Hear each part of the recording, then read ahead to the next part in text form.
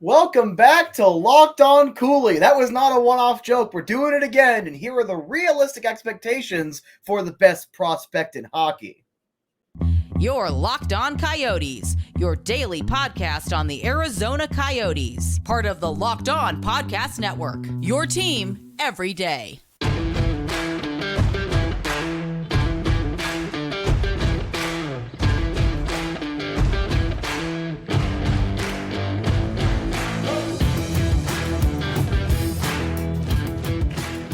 Welcome to the show, everybody. This is Locked On Coyotes, your number one daily podcast on the Arizona Coyotes and Logan Cooley. I am your host, Robyn Leonio, alongside Matthew Jacobson. We want to thank Don't you mean the number one Logan Cooley enjoyer? Number one Logan Cooley enjoyer. Oh, yes, absolutely. That's going to be the official title from now on. There we go. The number one Logan Cooley enjoyer. Like, we were talking about it at work in Glendale today. Like, how much more of a praise can we get if we're allowed to talk about the Coyotes in Glendale? I apologize. Continue with the intro. I had to jump in. Well, we just want to thank everyone for making this show your first listen every day. We are free and available everywhere you get your podcasts, including on YouTube and on the SiriusXM radio app. We're talking about Logan Cooley again today. But today we're going to talk a little bit more about the expectations, realistic expectations. 150 points, right? That's the realistic expectation we're talking about. 50 goals. 50 goals, right? How about 70? You know, let's go with 100 goals. He only has 50 assists because Jack McBain keeps knocking him in off of his rear end. That's how McBain's getting all of his points. Just power play screens. Right. No, I'm with you. I'm with you right there.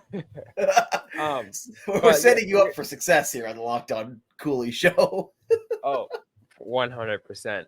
I mean, you all know we are definitely huge on Logan Cooley and how he's going to be this year. But let's get to those actual like realistic expectations, because there still is really actually high expectations for him. I think a lot of us really anticipate that Logan Cooley is going to make an impact for the Coyotes right out of the gate. We saw it over the weekend in Australia, and I believe that's just a small taste of what we're going to see this season. Small taste. If he manages to do that again at Mullet Arena, like, can I start this show off just stealing a little bit from Petey and breaking down that play?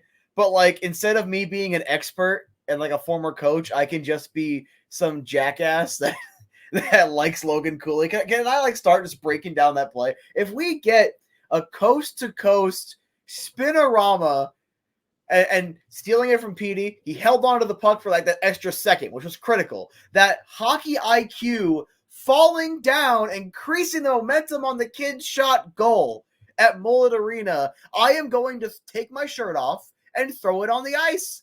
All right? I don't care if I get fired. I am going to take off my shirt and throw it on the ice in the name of Logan Cooley, because what the hell was that? I'm with you. No, 100%.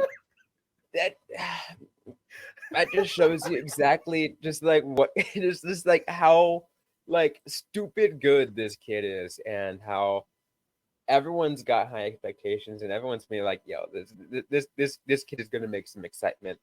Mullet Arena, the Mullet magic is surely gonna continue with Logan Cooley hitting the ice this year.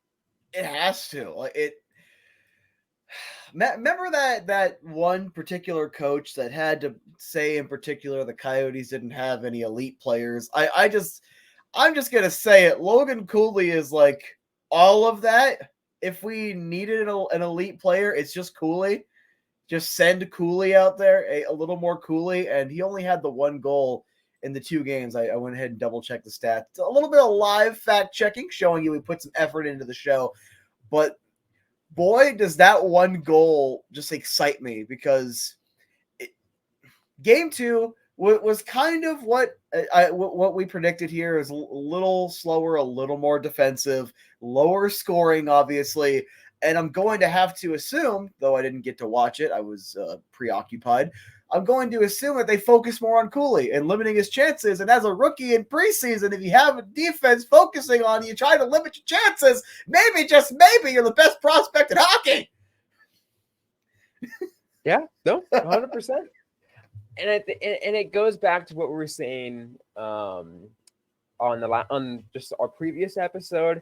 And everydayers know that we talked about this all throughout the offseason, really, is if you draw the comparison between Logan Cooley and Connor Bedard, people are going to do that. Some people are going to be screaming at us, why would you compare the two? Connor Bedard is going to be so much better, blah, blah, blah, blah, blah, blah. Nah, Cooley better.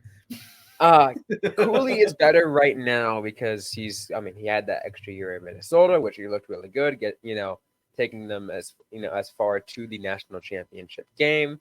Mm-hmm. And all that, it looked fantastic. And is on a team that is more is further along in their rebuild than Chicago, because Chicago is like just starting their rebuild. They're like, are we ready to talk about Dylan Guenther being better than Taylor Hall? Are we ready to? We'll get to that later this week. We'll get to Dylan Guenther. I am just poking at the bear. I am just poking, but Cooley did better with Guenther. We will get those. We will do though. As a little teaser, we will get to Dylan Guenther later this week, as we also do realistic expectations for Dylan Guenther in this upcoming season. But Cooley's got it all. I think he's got all the expectations, and we're going to continue talking about his expectations in just a minute. But first, quick break to hear from our sponsors on today's show. And today's show is brought to you by FanDuel. Oh, gosh darn it. What did I do? All right. Snap into action this NFL season with FanDuel, America's #1 sportsbook. Right now, new customers get $200 in bonus bets guaranteed when you place a $5 bet. That's $200 in bonus bets, win or lose. If you've been thinking about joining FanDuel, there's no better time to get into the action. The app is so easy to use. There's a wide range of betting options, including spreads, player props, over-unders, and more. So visit FanDuel.com/lockedon and kick off the NFL season. FanDuel, official partner of the NFL. All right, Matt, let's continue talking about realistic expectations for Logan Cooley, because let's do this. Let's just take a look at how he played last season at the University of Minnesota. Perfect. Give us an idea. Amazing. Yeah. Elite. In 39 games played, he scored 60 points, 22 goals, 38 assists, a plus-minus of 38. He almost had an assist per game. Now, he was playing with, what was it? It was Snuggerud and Nyes were his line mates. I think so. It's not bad company. So when you have teammates like that, your number is going to be a little higher. This year he's going to have teammates like Kells, Schmaltzy, and Dylan Guenther. So I would not be surprised if the assists stay pretty high. But as someone who got to watch him live, I've told the story multiple times. The Minnesota goal, or the Michigan goal, I was fixing something on the main concourse. I did not get to watch that live. I got to watch the replay. And I'm glad I didn't get to watch it live because I would have died. All right. But with how good he played against ASU, I had to hate him for a little bit. I had to hate him for like 2.5 hours, especially after that Michigan goal. And can I just comment real quick? I didn't really focus on it when I watched him live, but especially that goal, that highlight goal, as someone who's not the best when it comes to the mechanics of skating and shooting and whatnot, his skating is excellent. He has a motor and a really good stride. Like, that is phenomenal. I good luck catching him. All right. Legit good. Like, he had these big burly defensemen. All right. If he takes a hit, he might go down for a little bit. Good luck catching him. He's basically Sonic on skates. This kid is ridiculous. And he's 100% got the agility. And his transition game on skates is just phenomenal. He just looks great when he's skating out there, which is a lot to say for a 19-year-old prospect. Yeah, he's still a teenager. All right, and at the U20 World Juniors last year, 7 games, 7 goals, 7 assists, 14 points.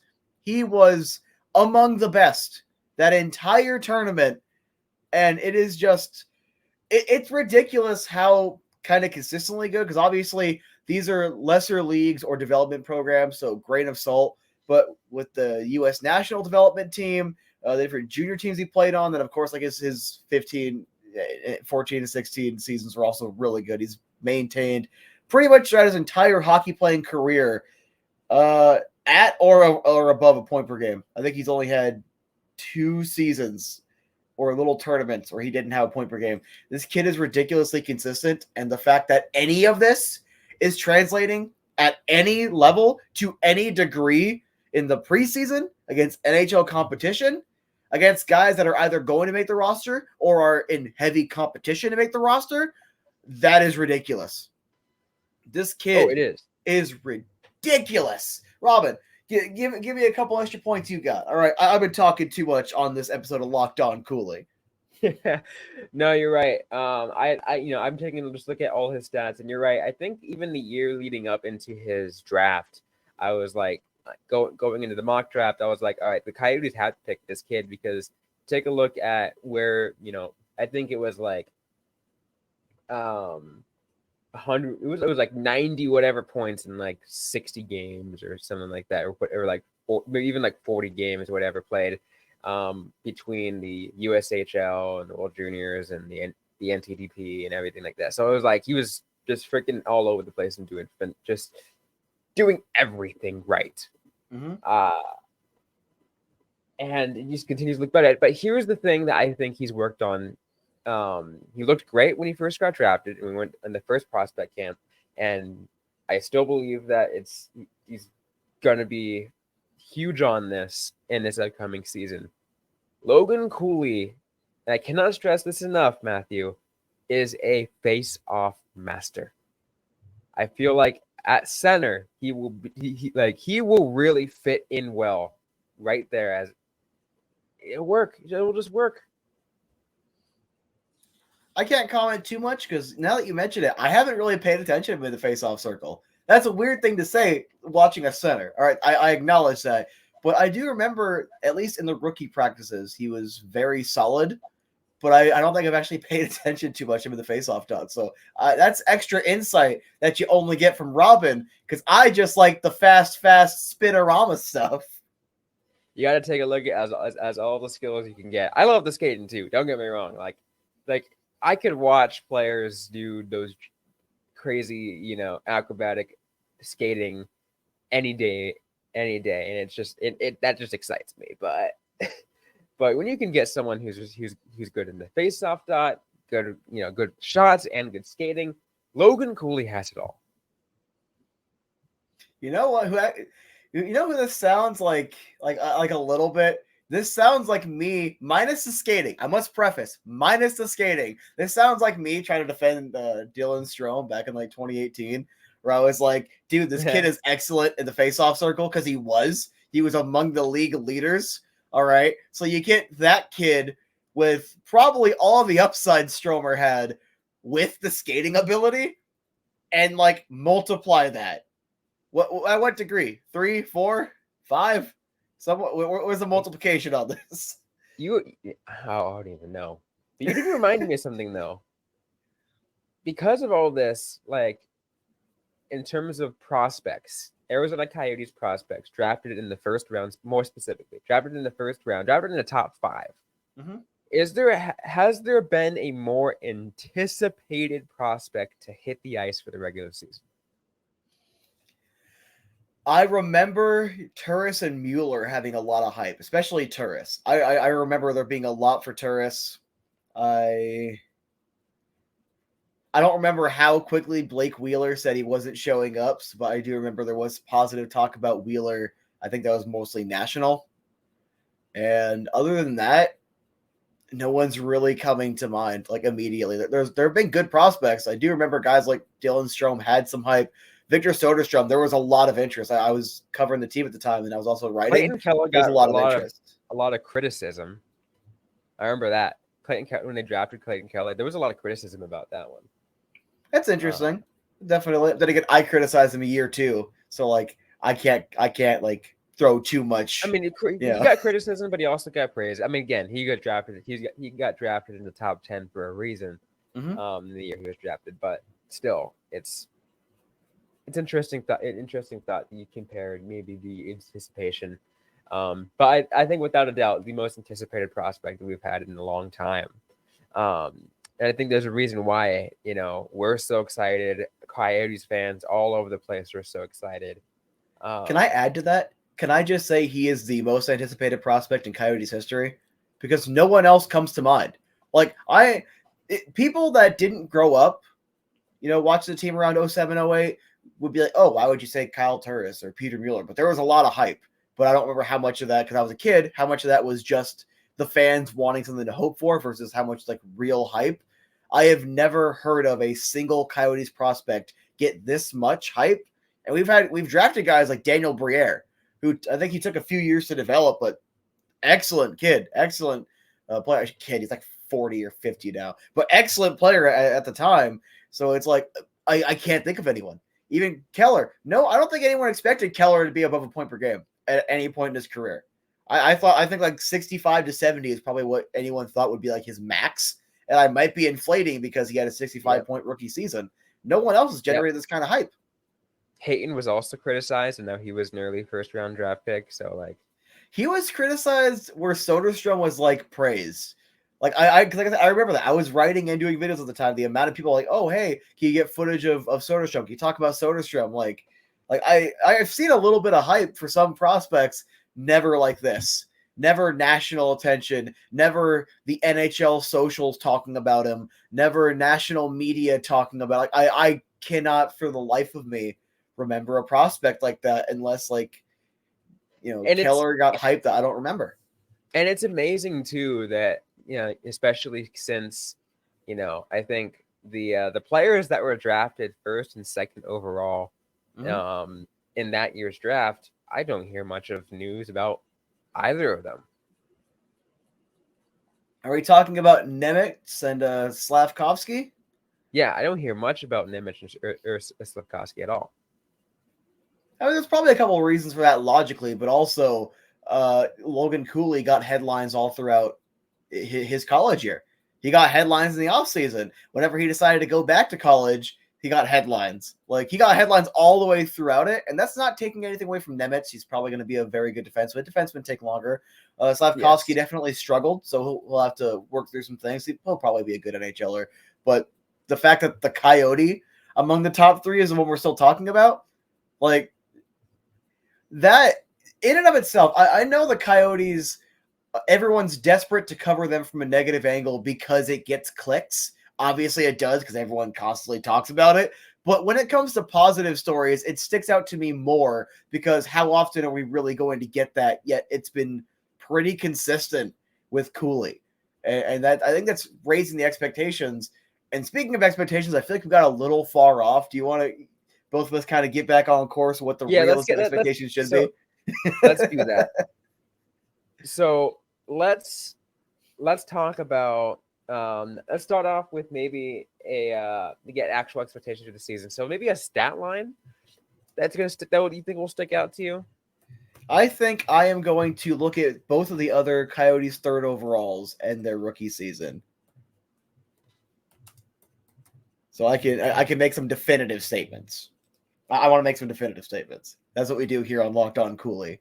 We only talk in definitive. So Kyle Turris, third overall in 2007. His rookie season of 07-08. He only played 3 games. 08-09. 63 games, 8 goals, 12 assists, 20 points. I do remember him struggling. They bring in Tippett. He wanted to send him down. It caused some rifts. He goes elsewhere. That also was a little factoid brought to you by Steve Peters. I was watching him earlier. Thank you, Petey. The first season for Stromer, 17-18, 21 games, 4 goals, 5 assists, 9 points. He never had a season with more than 21 games. I can definitively say Logan Cooley will have the best rookie season of any Coyotes third overall selection. I was hoping it'd be a little more controversial. I was hoping Turris had a better rookie season, but let's say what was Keller's? I want to look at Keller's line because that's really going to be. You give me your stat line while I look at Clayton Keller's. I'm gonna go ahead and just say probably that Logan Cooley is gonna be. I'm gonna give him over a point per game. I'm gonna give him a point per game.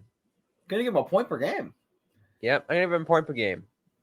About 82, about like 80, floating around the 80 points this year.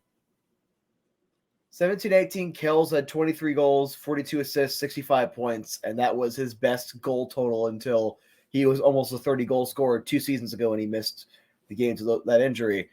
I think, given just trying to draw a similarity for what I'm trying to expect, looking at how consistent Cooley's been around a point per game.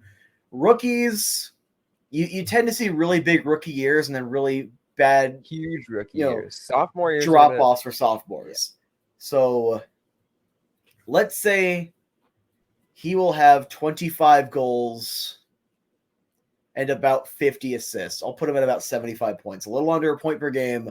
That's fair. Because we're still rebuilding, and he still needs to solidify his role. I do like how Tournier made him the second line because Krause, Michelli, and Bukestad, they're going to get their points. I feel like having that be your top 9 anchor, phenomenal, because you give Cooley more of an opportunity, more ice time with Gunther and Zucker. Having a guy like Zucker, that's a finisher, so Cooley can dish him the puck. Gunther is also a finisher who has a decent pass. That should generate some stuff. You're going to see Gunther he's going to play at the AHL at some point in the season. I feel like he's going to have to play the AHL, work his way up to that NHL role, and you're going to have him be a full-time NHLer by next year. So he's going to have a little bit of, just to set it up, a little bit of like alternating line mates, maybe a Carconi on his line, and Carconi has some offensive upside. He'll get his assists. His goals might be a little less than, I wanted to say 30. I desperately wanted to say 30, but I'm like, something tells me he'll be a little shy, and that might be unrealistic. But I think 20 goals should be more than doable for him with how good he's been consistently and how we get a taste how he's showing how good he can be at the NHL level. Only preseason, so taper it a little bit around 25 goals, but I'll give him 50 assists. I think he could do that, especially if he gets power play time. I feel like that's really fair. I'm just trying to take. I guess I'm being a little more optimistic. I was trying to be a little more optimistic because I'm just like my thought process here, Matthew, is what? I don't care because Logan Cooley, either way, finalist, and maybe even the winner for the Calder Trophy. As long as he doesn't get injured this season, Matthias Michelli, not blaming you for the injury, just giving the example, he will be top 2. If he does not get injured, he will be top 2.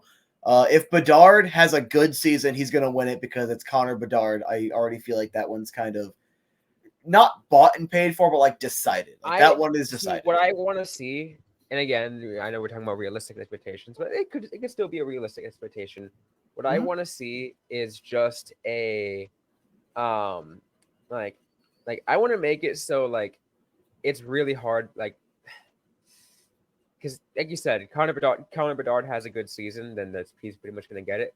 But I just want to see, like, Logan Cooley, like, have so good of a season that they can't not give it to him.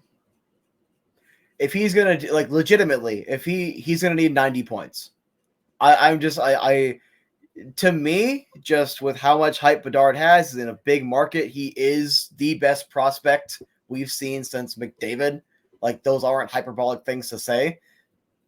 Just realistically, unless Cooley has like this phenomenal like 90-point season, I just don't see it.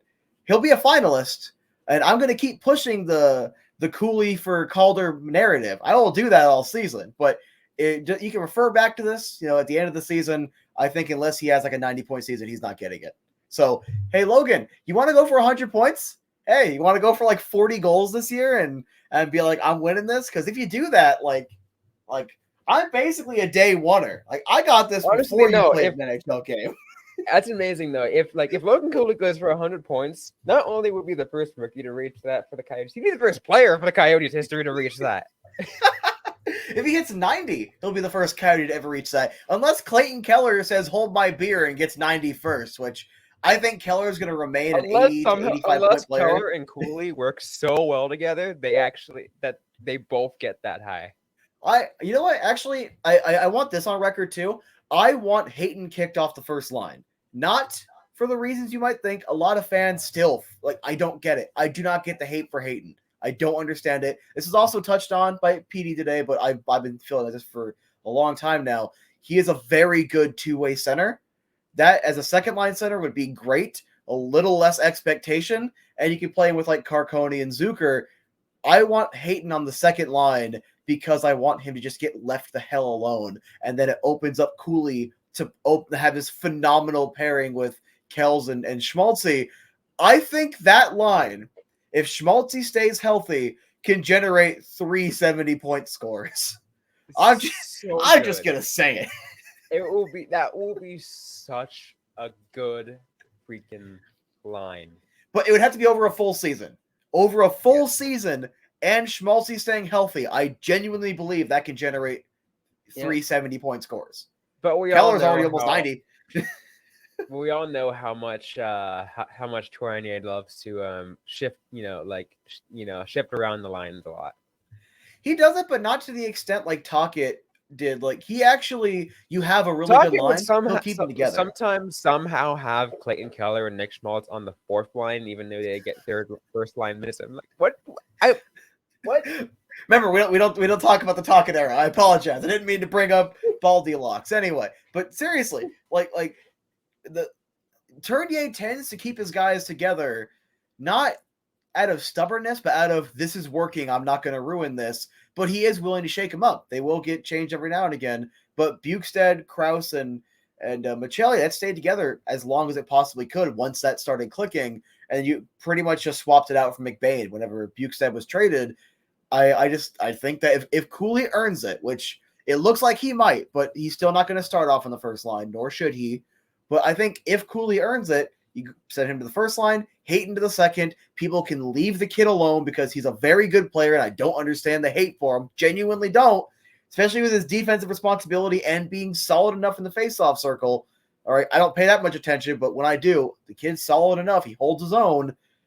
I feel like that's going to be the most optimal pairings. And then, of course, you have Bukestad, Krause, and Michelli as your third line, and who the hell is competing with that? The fact that players like Gunther might not make the team, and we're trying to figure out who's going to be the second line because there's a couple of good options. It just shows how much deeper the team is, and Cooley, in my opinion, is a lock for the top 6. 100%. It's his to lose. He's not coming here out of college to go to the AHL. That's just basic logic. I don't see him not making the team unless the kid just shows up tomorrow and is like, you know what, coach? Screw you. I'm not going to do what you want. I'm just going to do what I want. And I don't think Cooley's going to do that. I don't think he's going to do that. We've seen the overall Cooley, he seems to be very more in line of I'm I want to be here in Arizona and I'm going to show that I belong and show that I'm show that I do want to be here. I think it's the most important part, and I think that's what's going to be showing for Cooley. Our expectations for his season. Be sure to everyone who's listening that if you stick around all this week and all next week, we're going to get through expectations for more than just Cooley, all the big prospects and even some of the other prospects for the or even other players for the Unfortunately, Coyotes. no Liam Kirk. No, unfortunately. Unfortunately for me. Rip. But as we get much closer to the start of the regular season, we'll also do just a overall team expectation, which will be fun. But that's coming that's in a couple weeks. But we'll get to all the players. That's a little teaser for you guys. But that's gonna be it for today's episode of the Locked On Coyotes, Locked On Cooley podcast. There you go. Don't forget to leave a review. Don't forget to to subscribe and like, comment if you've yet to already. We're available everywhere you get your podcast. We're on, including on YouTube and the SiriusXM radio app. Don't forget to interact with us on social media. We're on Facebook, facebook.com/LockedOnCoyotes, and on X at LO_Coyotes. I am personally at Robyn_Leonio, but the Jacobson is at the AZ Sports Guy. Interact with us, ask a question you might have. We might answer right back or on a future episode of the Locked On Coyotes podcast. Thanks again, everyone, for listening to today's episode. Hope you guys staying safe out there. Hope you guys staying healthy. And don't forget to howl on.